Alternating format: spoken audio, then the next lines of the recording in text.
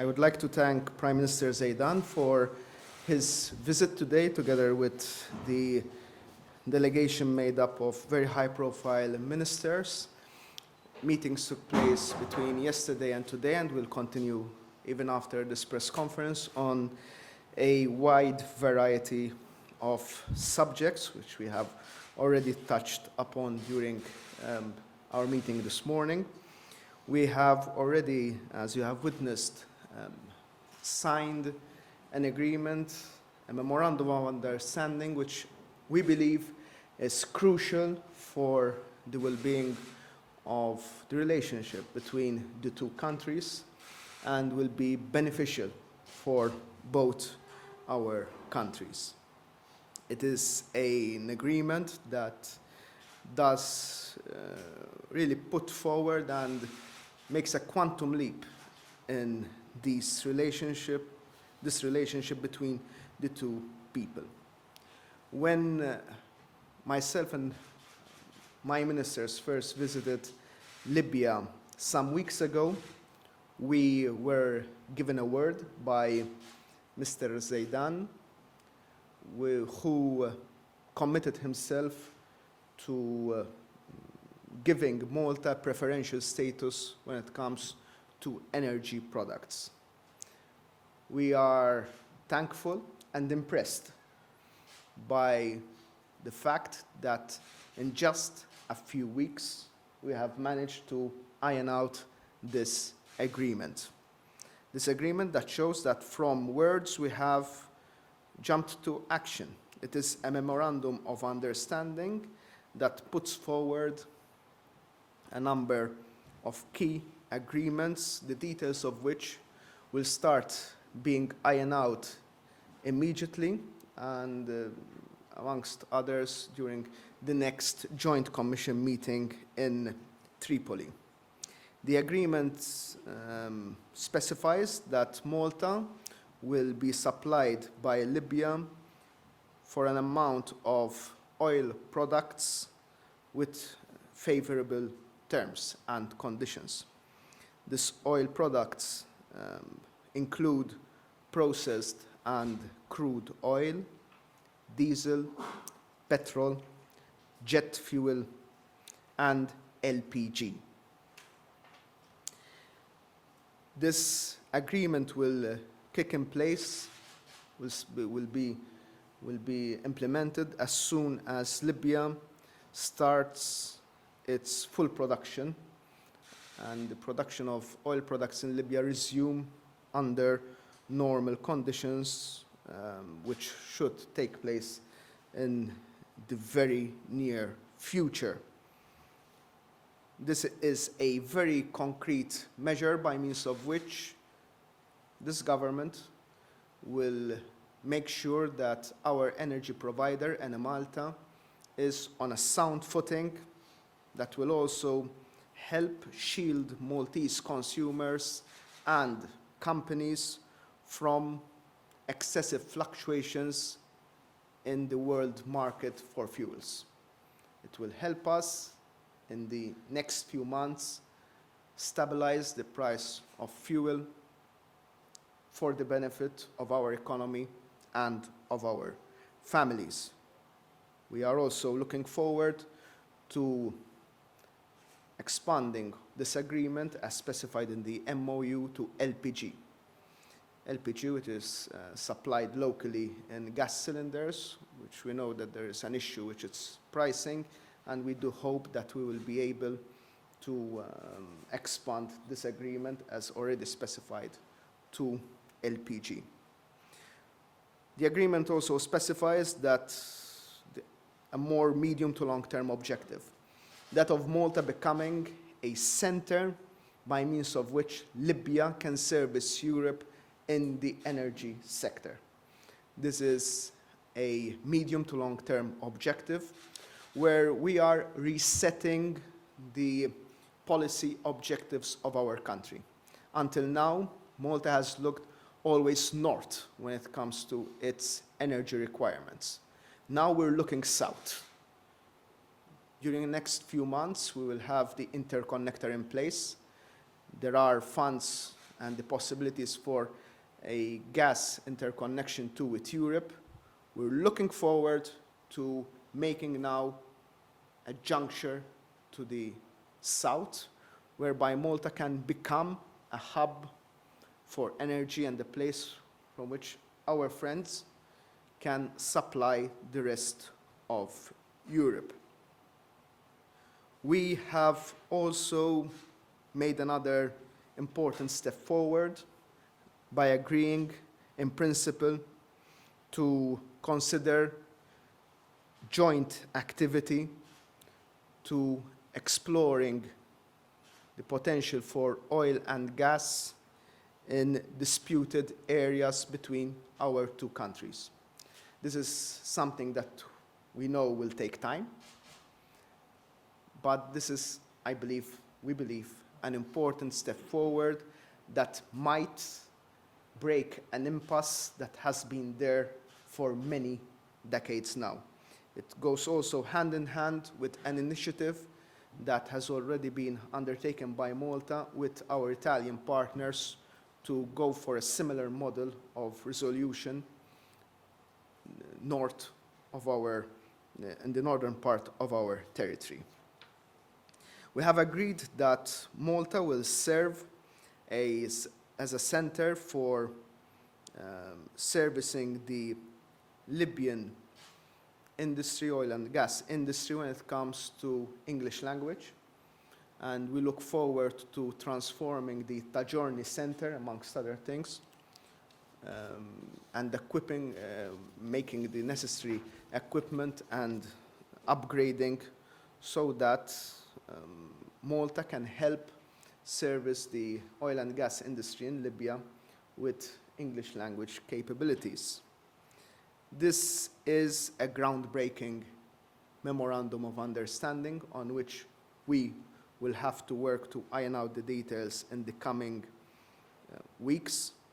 We have also put forward ideas which we believe are of mutual benefit, most prominently in the aviation sector. That is something that the next few weeks there will be a delegation which the transport minister, the Libyan transport minister, will be sending over to Malta, where our transport minister will be hosting them to see how best to help the Libyan aviation industry being serviced from Malta and other opportunities that might arise. We have also discussed the possibility of mutual cooperation in health. There are some concrete ideas coming up, and a delegation from Libya will be coming up soon here to Malta to discuss very concretely an opportunity that might arise for both countries in this area. Obviously, we discussed visas. Obviously, we discussed illegal immigration.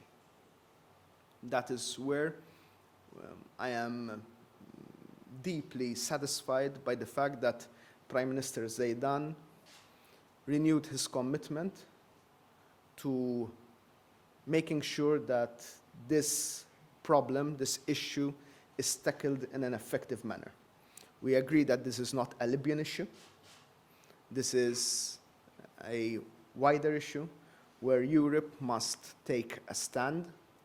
And during the next few weeks, we do hope that we can continue with the initiatives we have already started with our Italian and Greek counterparts, and we have invited the Libyan Prime Minister to join forces with us and with our Italian and Greek colleagues to make sure that we have a joint initiative so that Libya has the necessary backup to make sure that this issue is solved in a multilateral situation. We have also discussed the worrying situation in Syria and in the Middle East, where the position of my government is crystal clear. we were interested in learning the Libyan perspective to the situation that is brewing in our neighborhood. And we look forward to collaborating even further in the next visits, Prime Minister. أولا سيد رئيس الوزراء أشكرك على الدعوة وعلى حرارة الاستقبال وحسن الضيافة، وأتمنى أن تستمر العلاقة بيننا وبين الجارة مالطا قوية وحيوية وفعالة في مجال التعاون.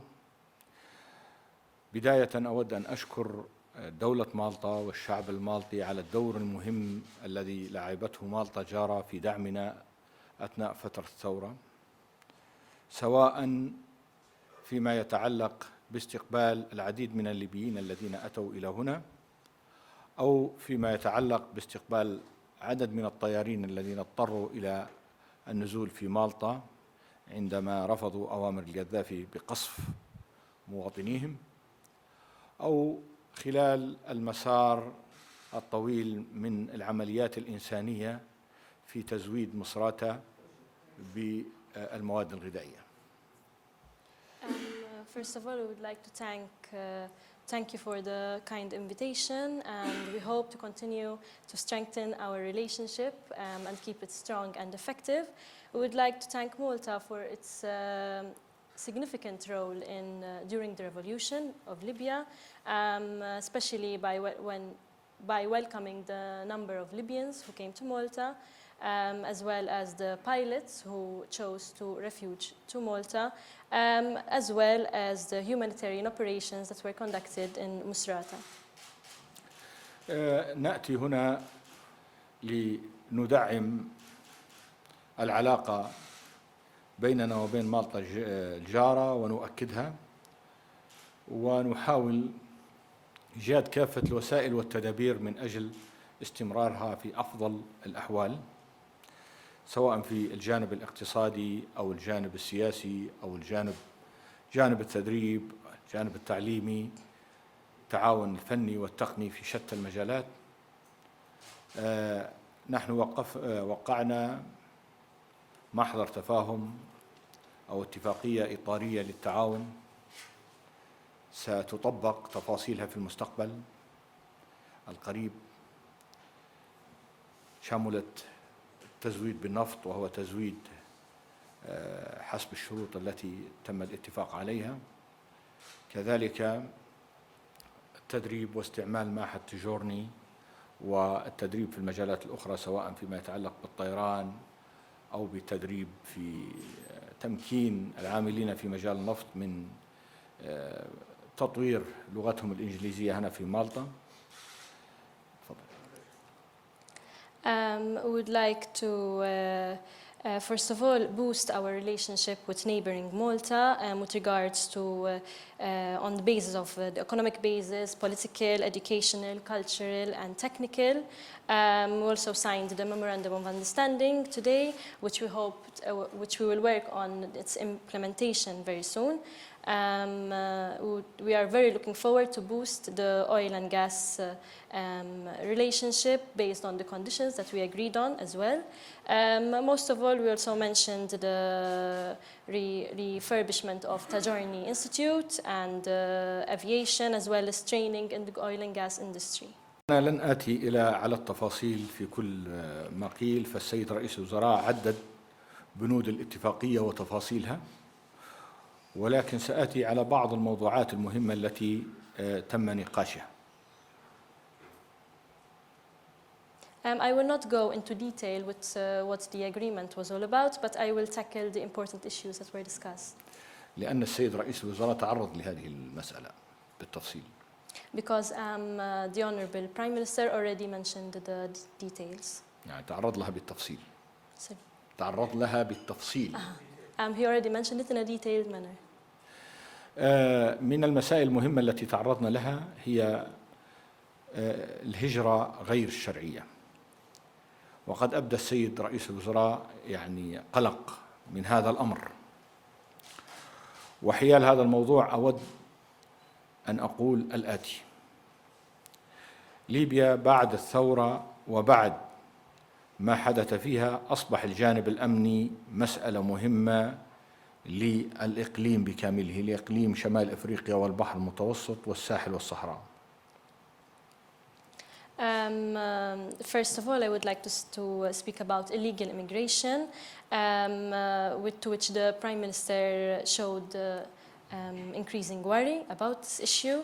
I would like to mention that Libya after the revolution, the security of Libya after the revolution has become a very important issue with regards to the coastline as well as the Saharan desert. ما أريد أن أقول أن أمن ليبيا الآن مسألة إقليمية دولية. The issue of security, Libyan security, right now, it's an issue of very high importance. فليبيا تواجه الآن الإرهاب والإرهاب عبر الحدود. Libya is facing terrorism and terrorism across the borders. التصفيات التي حدثت، حوادث الاغتيال التي حدثت في الأيام الماضية هي اغتيالات إرهابية. The killings that were done in the past years were done on a terrorist basis. نفذها إرهابيون ضد مواطنين أبرياء.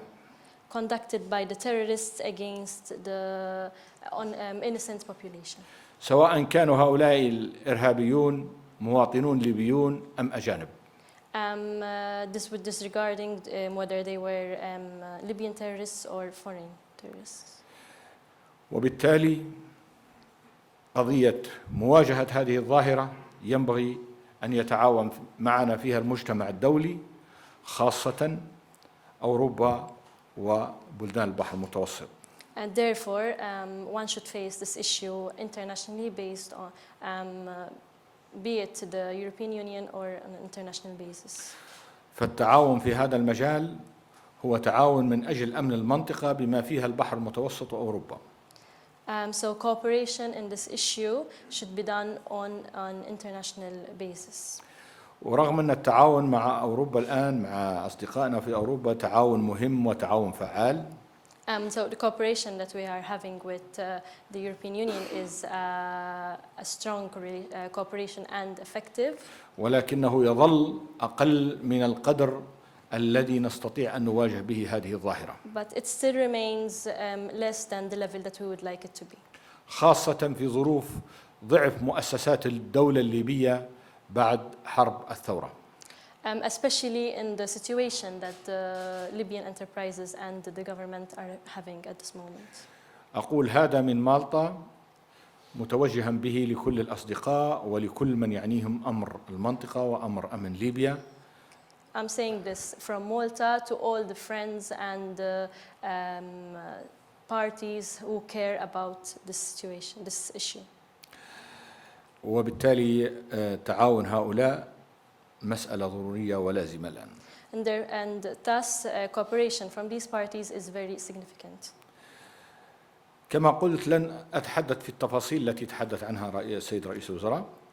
As I already mentioned, I will not go into detail on the agreement. لن أعيدها يعني. Yes, I will not go into detail again. يعني سوف لن أعيدها. I'm not going to repeat it. نعم.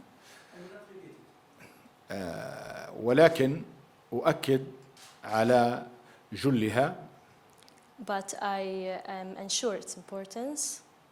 وأؤكد على أننا عندنا نية أكيدة في التعاون مع والطا وفي إيجاد علاقة وطيدة في مختلف مجالات الاقتصاد والأمن والسياسة والمواصلات وكافة أفاق التعاون.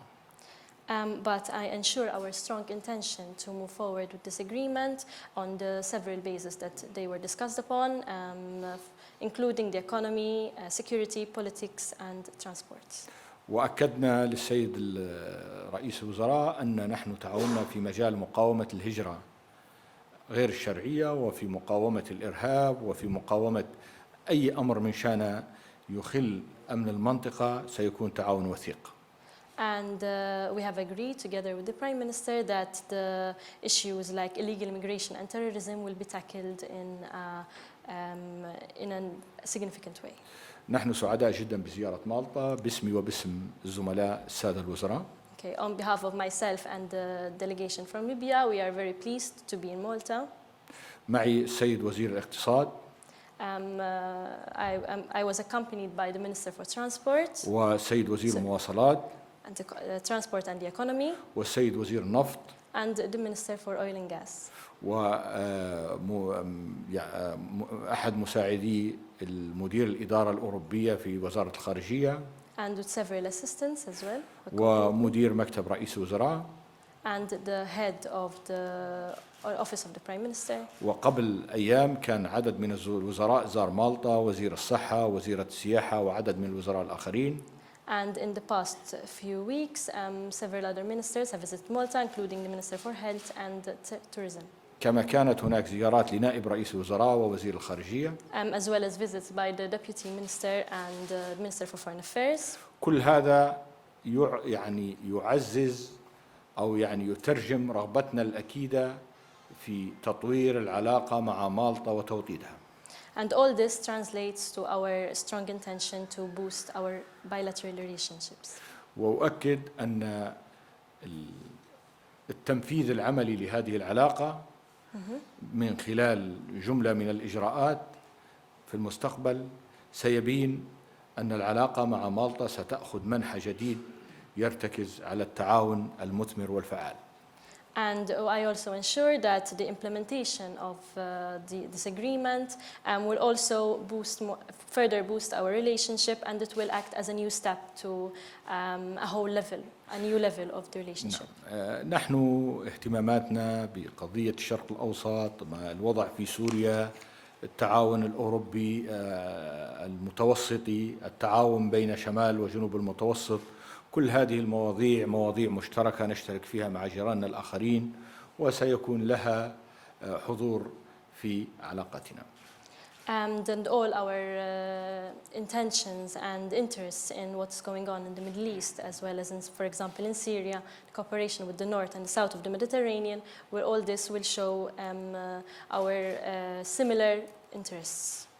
أيضا ما يجري في تونس، ما يجري في مصر، كل هذه المسائل تم نقاشها ونحن على توافق تام في كثير منها، خاصة وأننا نسعى إلى إرساء السلم واحترام حقوق الإنسان في المنطقة.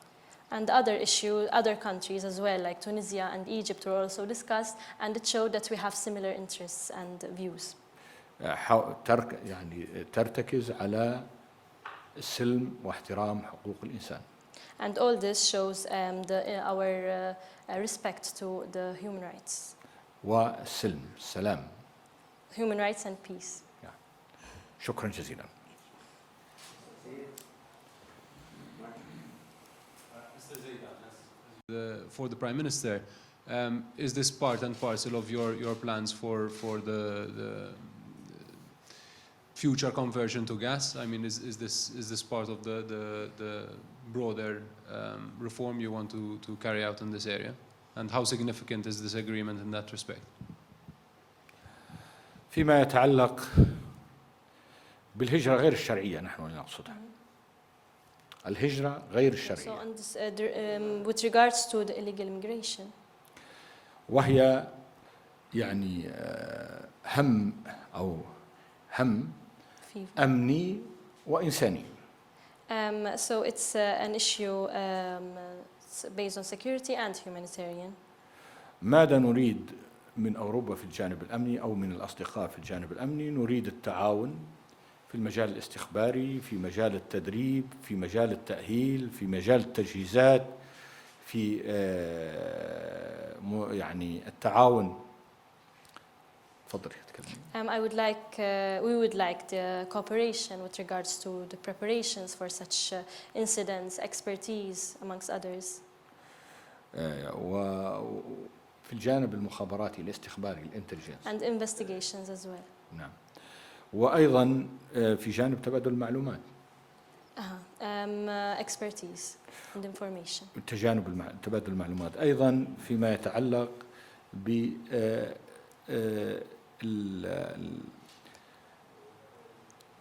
الاختلال الأمني يأتي من دول أخرى عبر حدودها. And also with regards to national security, because it comes from the various sides. يعني من وراء الحدود. Yes, it's also behind borders. وبالتالي نريد تعاون من أجل إقناع هذه الدول أن ترعى حدودها. And we also would like cooperation so that we can try our best to help make the countries respect their borders. يعني أقصد دول الجوار. Yes, the neighboring countries, of course. هذا ما أعتقد. فيما يتعلق بالاتفاقية النفطية، هذه اتفاقية يعني عندنا اتفاقية مع مصر، عندنا اتفاقية مع تونس مشابهة لهذا، ونحن نرى أن من واجبنا تجاه جيراننا تجاه أصدقائنا المالطيين أن نهيئ إمكانية تسهيلات في تزويد النفط بالآجل، وهذا أمر طبيعي يعني نراه من واجباتنا. And with regards to the agreement on the oil and gas that we had just signed, it is in our interest to facilitate our relationships with neighboring countries. So it's a natural choice for us. شكرا. When it comes to the important question you asked, Mark, I think the first main difference that can be noticed over the past 5 months is that Malta now has an energy policy. I must say that before, this country didn't have an energy policy. It had just a semblance of one. Now we have a very concrete energy policy. Our tariff reduction plan is on target. It is independent, totally independent of the agreement we have signed today. It is on target, on time, and we will deliver as promised. But having a policy doesn't mean just having one project. It means having a number of projects. Number of projects are necessary in order to make sure that Enemalta, our energy provider, survives. Enemalta is still in a bad shape. Its credit rating is of concern to many credit rating agencies and many investors, and its credit rating has a direct effect on the credit rating of the country and of other institutions. So, not only we must aim at making sure that bills go down in a sustainable manner according to our plan, but we must make sure that Enemalta is on a sound footing. And the agreement signed today, together with other projects, other ideas, other initiatives we have in mind and which we are currently discussing, will aim at making Enemalta a sound institution that is no millstone around the neck of our economy. That is crucial. What we have agreed upon today will have a direct impact, especially on consumers and especially on small and medium-sized companies, because we aim at not eliminating, because that's practically impossible, but at cushioning the effect of unexpected spikes in world prices of oil on the prices that we pay at our fuel station. So when it comes especially to the price of petrol, to the price of diesel, of course we have made the necessary arrangements so that if Libya is not in a position to supply us with the refined products, we will be able to take the equivalent in crude and then make the necessary arrangements ourselves. The terms that have been agreed upon with our neighbors are advantageous to us, and it's the first time, I believe, in more than 22 years that Malta will have such an agreement with another country that will make us not totally reliant on the world market. So we'll still procure our products from the world market, but we have a buffer now. Now we have a cushion, which I believe will need to be passed on to consumers, to small companies. Another important aspect is that we are looking at jet fuel, which is important for basically the mainstay of our economy, tourism, which will make us more competitive and will help us cushion from outside effect. And we are also putting in the option, which we will then discuss with the private operator that, or operators that have the market stands over here, in LPG, the gas being supplied in cylinders in this country. That, I think, gives a signal that we want to shield consumers as much as possible from adverse effects of the world markets. Is this a solution to everything? No. But this is a huge step forward, and the goodwill shown by Libya in helping out its small neighbor with this important and significant agreement goes to a huge distance in reinforcing the relations between the two countries and the two people. And we want to pay back. And that's why we have put in, within this agreement, what we can give back to Libya. We can give back expertise, we can give back services, we can give back points where we can come up with joint ventures together. We have discussed in a very specific manner aviation, we have discussed in a specific manner health, where we can come up with joint ventures for mutual benefit. My question is for Prime Minister Zeidan. You have referred to migration with regards to the criminal record that is going on. Many of the migrants who arrive in Malta talk about how they pay Libyan soldiers to flee the detention centers in Libya. What measures is Libya taking to address this issue? نحن نتخذ كثير من من الخطوات لمواجهة هذه المسألة، سواء على المستوى الأمني أو على مستوى العقوبات الجنائية لمن يحاول أن يستغل هؤلاء الناس.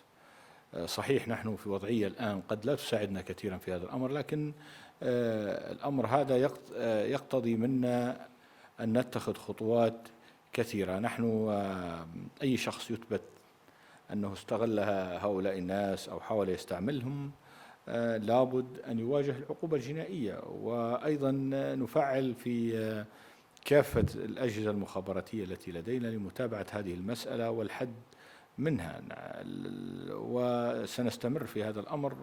وأنا أتوقع مع استعادة الدولة لعافيتها ستكون الإجراءات أشد على من يحاول العبث بهؤلاء. We are conducting several measures to face this issue, both on a security basis. We are also inducing sanctions. Right now, the situation how Libya is right now is not in our benefit. We still need more time for Libya to get back on its feet again. But it's natural that anyone who does such a thing should be sanctioned. And we are also enforcing our investigations in this matter. نحاول من خلال الأمم المتحدة ومن خلال المنظمة الأمم المتحدة المهتمة باللاجئين، يعني الهاي كوميشنر المهتم باللاجئين، أن نرتب أماكن لاحتجازهم، ونحاول قدر المستطاع أن نهيئ لهم فرصة للرجوع أماكنهم التي أتوا منها. تحدثنا مع كثير من الدول التي أرسلت أو التي جاءوا منها هؤلاء اللاجئين أو هؤلاء المهاجرين، خاصة الصومال على سبيل المثال، لكي نرجع هؤلاء المهاجرين إلى بلدانهم. وهذه أيضا من الإجراءات، لكن نحن ضد استغلال هؤلاء الناس واستعمالهم الاستعمال السيء. She has to make the translation. We are also working with the United Nations with regards to this issue of refugees. We're trying to do our best to give them, to provide suitable detention centers and the opportunity for them to go back. We try to our best to give them the opportunity for them to go back. One example is on the Somalia issue. We are doing that same thing with the United Nations. أيضا أود أن أضيف أن نحن تحدثنا مع كثير من الدول الأوروبية حول التفكير في إيجاد تنمية مكانية في المناطق التي يأتي منها اللاجئين، وهذا أمر عالمي يمكن أن تشترك فيه كافة الدول من أجل تمكين هؤلاء الناس أن يستقروا في أماكنهم بمشاريع تنموية التنمية المستدامة. We are also working on development projects in the same places where the refugees are coming from, so that we try, when we send them back, we make sure that they are in a secure place. نحن not working يعني نحن تحدثنا مع كثير من الدول الأوروبية حول مشروعات. So we have spoken with several EU countries with regards to projects such as these. يعني مستقبلية لتعالج مشاكل هؤلاء future projects that can solve such an issue. ولكن تظل مشروعات تحدثنا عنها ولم تتحقق حتى الآن. These projects have not been implemented. Yes, they are still talks. Prime Minister, memorandum of understanding set a particular time frame when it comes to oil prices. Okay. The memorandum of understanding is valid in whatever situation, for the simple reason that it takes as a standard the Platts price. So it is not time sensitive. طبعا هذه اتفاقية إطارية يعني لم تدخل في التفاصيل. احنا اتفقنا على المبادئ العامة للتعاون. It's a framework agreement. We haven't gone into detail on the implementation yet.